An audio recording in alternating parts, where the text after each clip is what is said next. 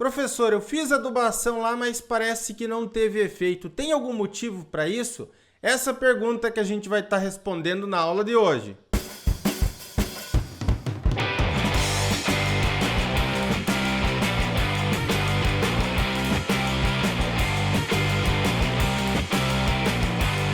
Olá pessoal, sejam todos muito bem-vindos a mais uma aula aqui do canal Agro Brasil. Lembrando para você, deixe seu like, se inscreva no canal, né? Toda aquela coisa.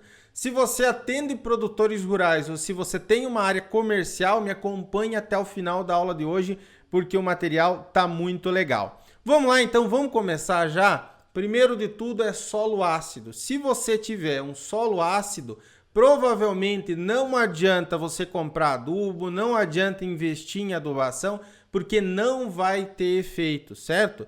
Deem uma olhada aqui nesse gráfico, tá? Relacionando o grau de disponibilidade de nutrientes e o pH do solo. Vejam que em pHs mais ácidos, pH de 4,5, de 5, o que a gente tem? Uma alta disponibilidade de alumínio em alguns solos, é claro, e uma baixa disponibilidade de nutrientes. Então, o potássio, o cálcio e o magnésio, veja que a disponibilidade deles é baixa. A mesma coisa acontece com o nitrogênio e com o fósforo. Então, vamos supor lá que você tem um solo de pH 4, 4,5. Você pode investir no melhor adubo de mercado, mas o nutriente ali não vai estar disponível para a planta absorver, então o dinheiro jogado fora. Primeiro de tudo, sempre a gente aconselha o produtor rural a fazer uma análise de solo para conseguir saber se esse solo dele está ácido, aí ele pode corrigir, né? E também corrigir na quantidade certa, porque se você colocar calcário de qualquer maneira, sem nenhum critério, o que você pode fazer também, principalmente em solos arenosos aqui?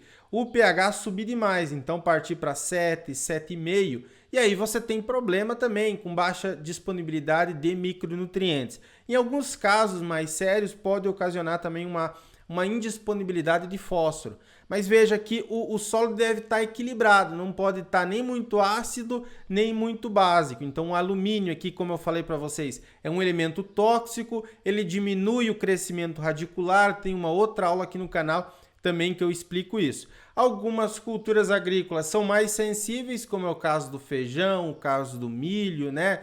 Das folhosas, tomate, pimentão, pepino, e outras são mais rústicas, a questão do pH. Então, uma braquiária, uma edícula, tem o caso da mandioca, algumas culturas florestais também não tem uma sensibilidade tão alta à questão do pH. Número 3 aqui, pessoal, também que a adubação pode não trazer efeito, a necessidade da cultura agrícola. Eu comparei aqui uma braquiária, uma pastagem com um tomate. Então, você não vai fazer da mesma maneira a adubação do tomate e a adubação de uma braquiária, ou a adubação do milho e a adubação da soja.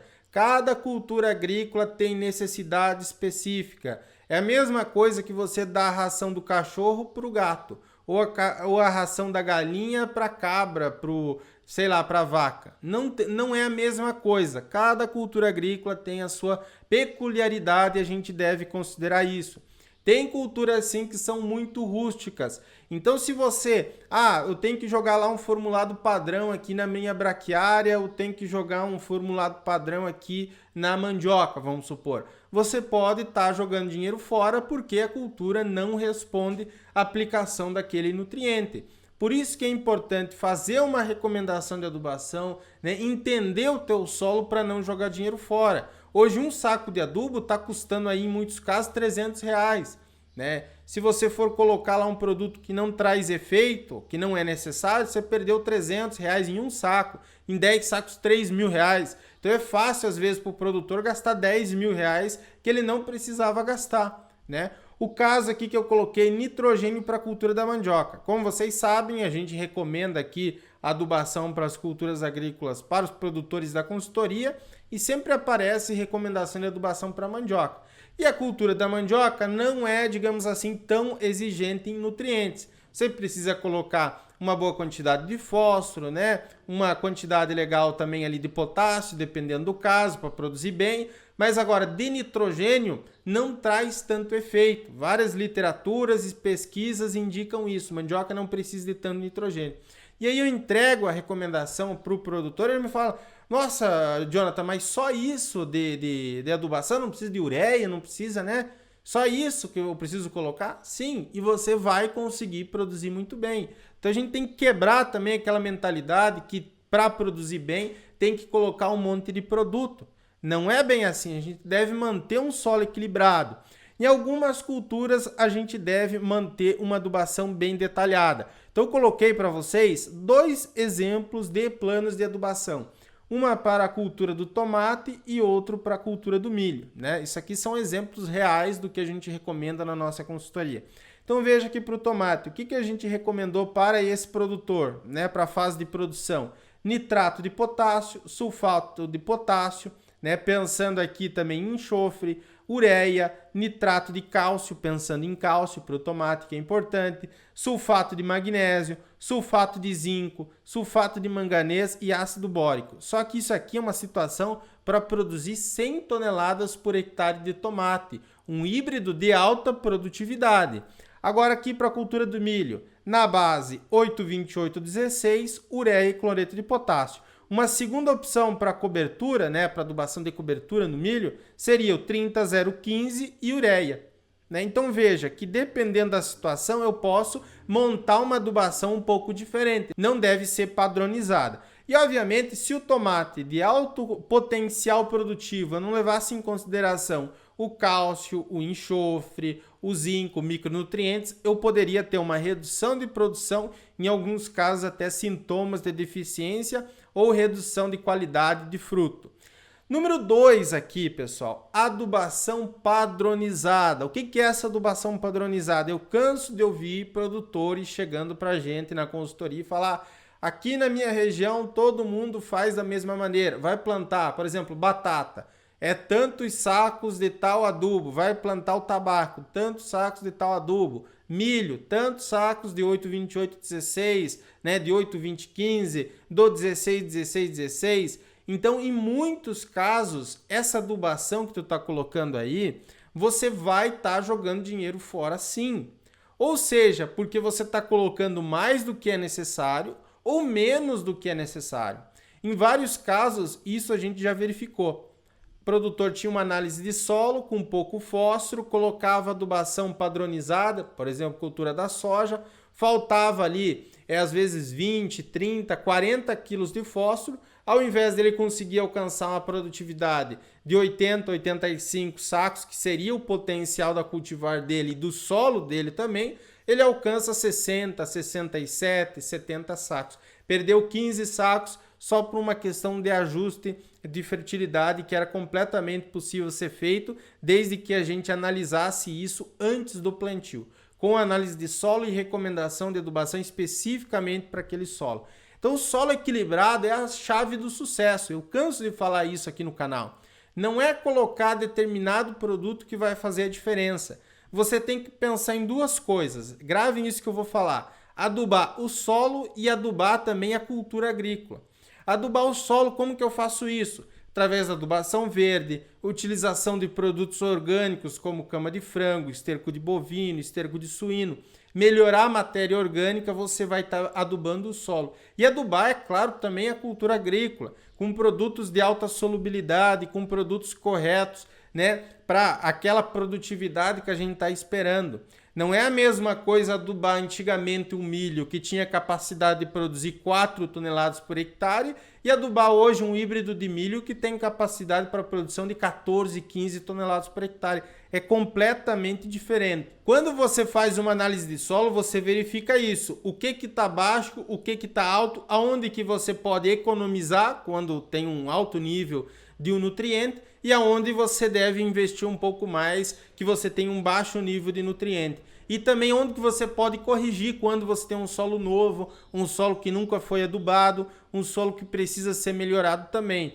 Porque é aquele caso, se o agricultor tem uma área de abertura e ele não faz análise de solo e queira utilizar uma adubação padronizada, você pode ter uma combinação de fatores que sejam a chave do fracasso. Não fez análise de solo, não fez uma calagem que muitas vezes era necessária, utilizou um adubo sem fazer calagem, aí você tem problema também, não vai produzir bem. A planta vai ser mais suscetível ao ataque de pragas, o ataque de doenças. né? Então, quando a gente identifica isso e trabalha com uma agricultura comercial e profissional, a chance de fracasso também diminui bastante. Número 1, pessoal, vou chamar atenção para vocês aqui disso, porque tem aumentado muito nos últimos anos, que é a substituição de produtos que realmente funcionam por novidades, né? Então tá cheio de novidade por aí. Se você for pesquisar na internet, no YouTube, no Facebook, você vai ver um monte de produto diferente que promete aumentar desenvolvimento radicular, aumentar área foliar, aumentar a produtividade, mas será que tudo isso é verdade? Será que tudo isso realmente vai se aplicar para o teu caso? A gente aqui, com a questão biológica em cultivos agrícolas, nós não estamos lidando com questões com matemática exata. Então não é porque lá fulano aplicou aquele produto que vai funcionar para o teu caso, né? Então faça uma avaliação desses produtos na questão quantitativa e qualitativa. O pessoal às vezes se esquece desses dois fatores. Eu falo de um determinado produto aqui no canal e o pessoal, não, mas você tem que ver que melhora a biologia do solo e porque aumenta micro-organismo, não é só a questão quantitativa. Tá, mas você está comprando às vezes um produto que poderia ser substituído por um outro bem mais barato, né? E cumprir também a mesma função. Mas por que tem gente defendendo isso? É porque são opiniões comerciais.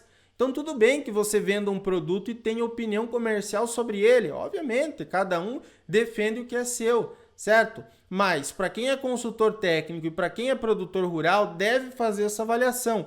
O produtor rural que está me assistindo, preste atenção numa coisa. Separe o que é opinião técnica e o que é opinião comercial, né? Separe essas duas coisas. Se tem uma pessoa falando para ti de um determinado produto, de uma determinada marca, pense que muitas vezes pode ser uma opinião comercial apenas. Cabe a você ou cabe ao seu engenheiro agrônomo dar opinião técnica de viabilidade econômica da utilização daquele produto. E não acredite só no professor Jonathan, mas também busque outras pessoas que possam te dar um contraponto. Se você não acredita em mim, você pode buscar um outro engenheiro agrônomo para te dar um contraponto. Como eu também, chega pessoas perguntar para mim, né, sobre opiniões de outros profissionais de determinados produtos. Não tem problema nenhum. Eu fomento isso desde que a gente seja transparente e honesto nas nossas opiniões. Beleza, pessoal? Muito obrigado por assistir. Se você quiser aprender tudo sobre adubação e fertilidade do solo, conheça a Exafértil, Escola de Adubação e Fertilidade, que a gente fala sobre interpretação de análise de solo até a montagem de planos de adubação para as mais diversas culturas agrícolas. Tem um link aqui na descrição para você conhecer. Um forte abraço, até uma próxima aula e tchau! Obrigado por assistir o vídeo até o final. Além de curtir, comentar e compartilhar, conheça os nossos cursos profissionais e a nossa consultoria agrícola individual. Para saber mais, é só clicar nos links disponíveis na descrição.